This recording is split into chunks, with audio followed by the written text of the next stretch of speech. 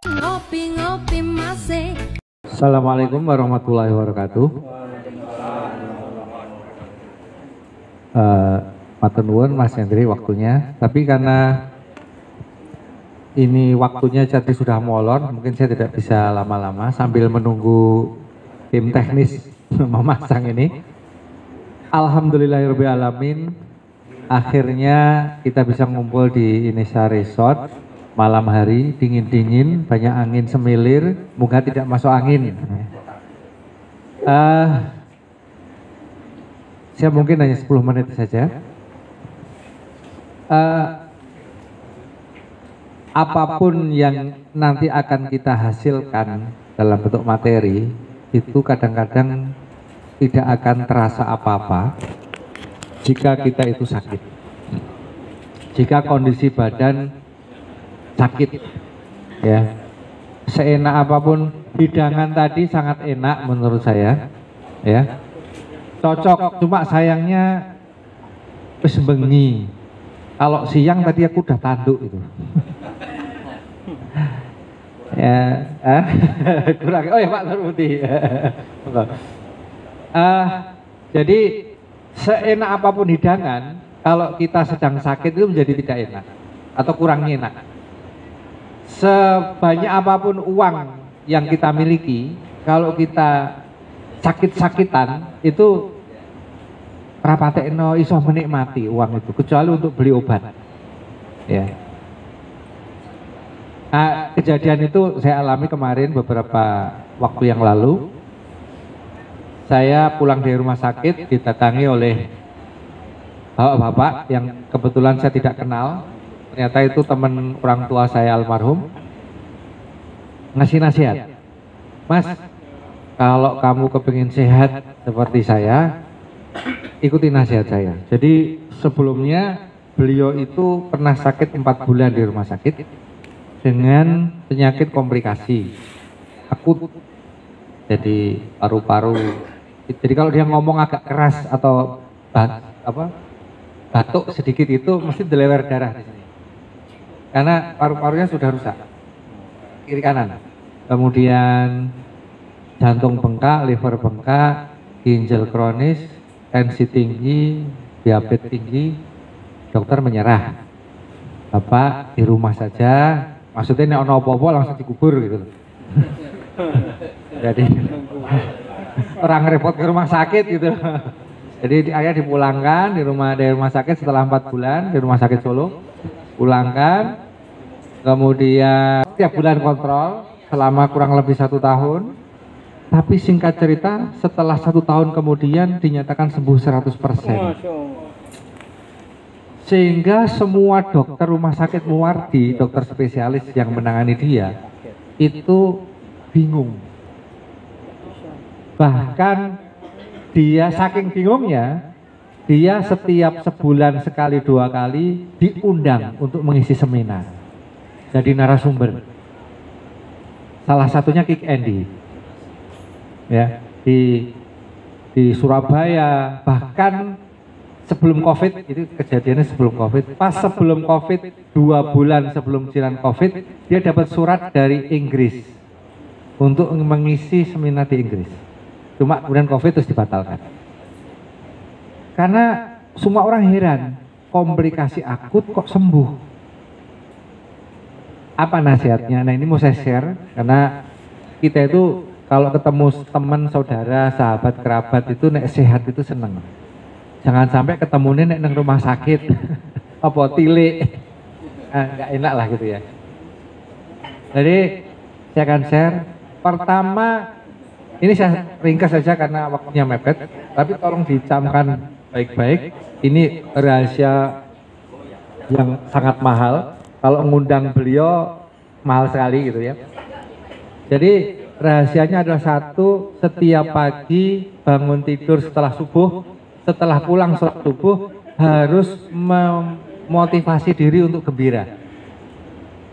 Apapun yang sedang sampean alami, mau sakit apapun, sakit termasuk sakit dompetnya, itu tetap harus gembira.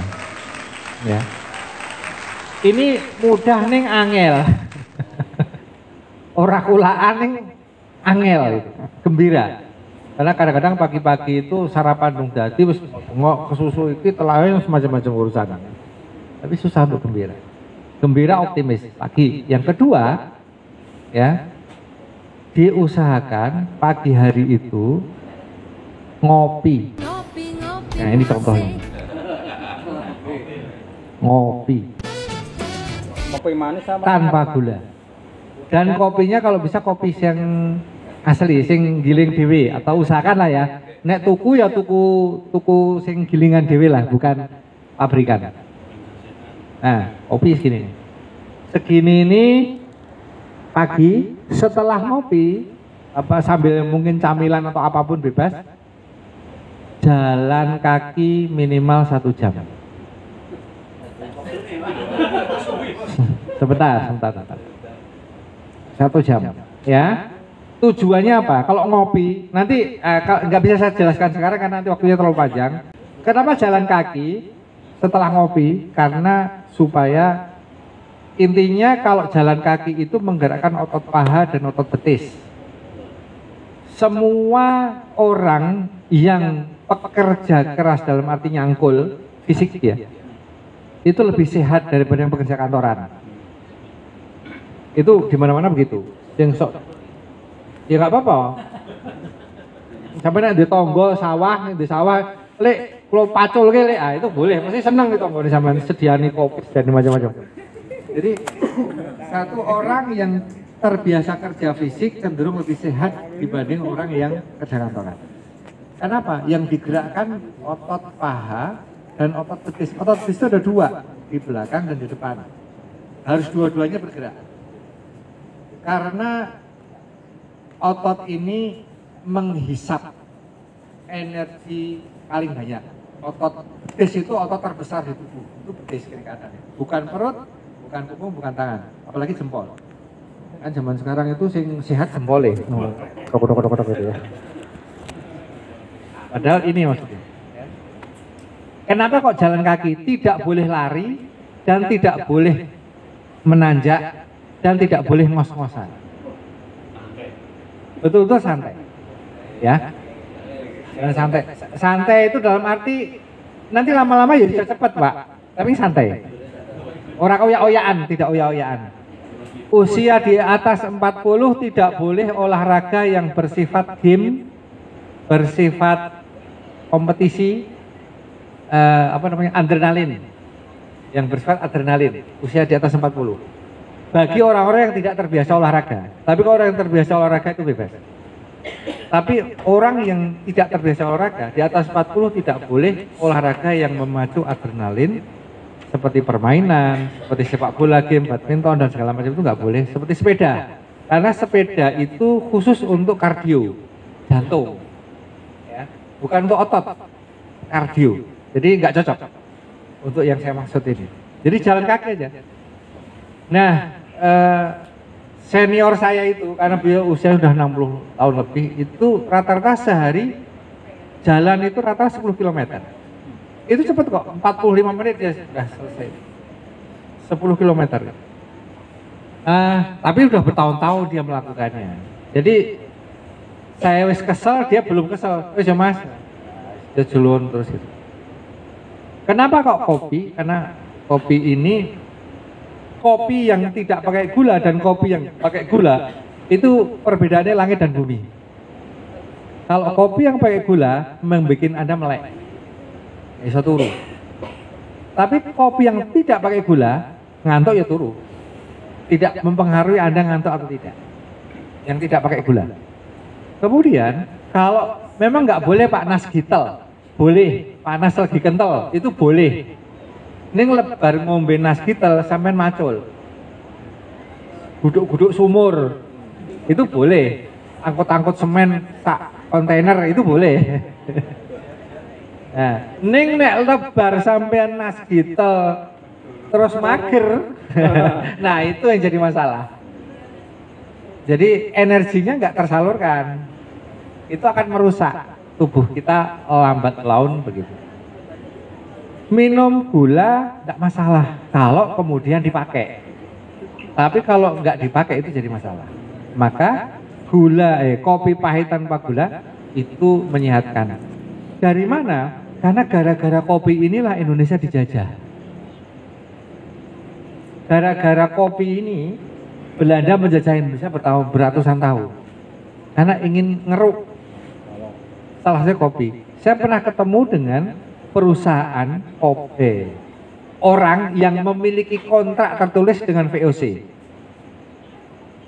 Itu di Malang. Ya, saya ketemu dengan orang, ini dia generasi ketiga, jadi kakeknya ya, jadi generasi ketiga. Dia sudah jadi direktur, usianya sekitar 60-an tahun. Dia punya kontrak resmi dengan VOC untuk mengirim ke Belanda semua hasil kopi yang dia produksi, kurang lebih 1000 hektar. Sudah lebih dari 100 tahun itu dikirim ke Belanda sampai hari ini. Karena kontraknya 200 tahun. Ya. Aku tanya, Pak, sampean berarti sering ke Belanda? Oh, wis bosen Mas ke Belanda, ini wis nanti bosen. Saking seringnya ke Belanda. Dan kopinya tidak dijual di Indonesia. Kayaknya dibeli 100% oleh Starbucks kayaknya. Jadi dari Malang dibawa ke Belanda, oleh Belanda dijual ke Starbucks. Starbucks dijual ke Indonesia lagi. Kayaknya ngono kuwi. Kopi ini saya Muhammad. Ya. Jadi gara-gara kopi ini, khasiat kopi orang Indonesia nggak tahu, nggak banyak yang tahu. Taunya kopi saset, kopi instan itu. Kemudian yang kedua, setelah jalan kaki, dia mengalami terapi, minum obat sesuai anjuran dokter, karena dia juga belum sembuh. Setelah minum obat anjuran dokter, ngopi, jalan kaki, wes. Sampai 1 tahun itu lama-lama obat yang ada 12 macam itu dikurangi satu persatu sama dokternya. Lama-lama sehat 100%. Nah gitu, saya juga begitu. Waktu keluar dari rumah sakit, saya dikasih 6 macam obat. Hari ini obat saya tinggal 2. Ya, tinggal 2. Kayaknya mau tak kurangi 1 lagi. Tapi nunggu besok. Dan terapinya saya cuma ini. Apa namanya? Jalan kaki. Orang banyak yang tidak percaya. Setelah saya jalan kaki hampir 1 jam, tensi saya mesti normal. Yang tadinya 160, 170 gitu, setelah jalan kaki kurang lebih 1 jam itu menjadi normal, 128, 102, 150, di bawahnya di bawah 90. Tapi kalau sehari nggak jalan kaki, tensinya naik lagi, atas lagi. Itu jalan kaki tok loh. Kemudian kopi sama. Kalau minum kopi ini, makan apapun nggak bikin gemuk. Benar-benar ini dia.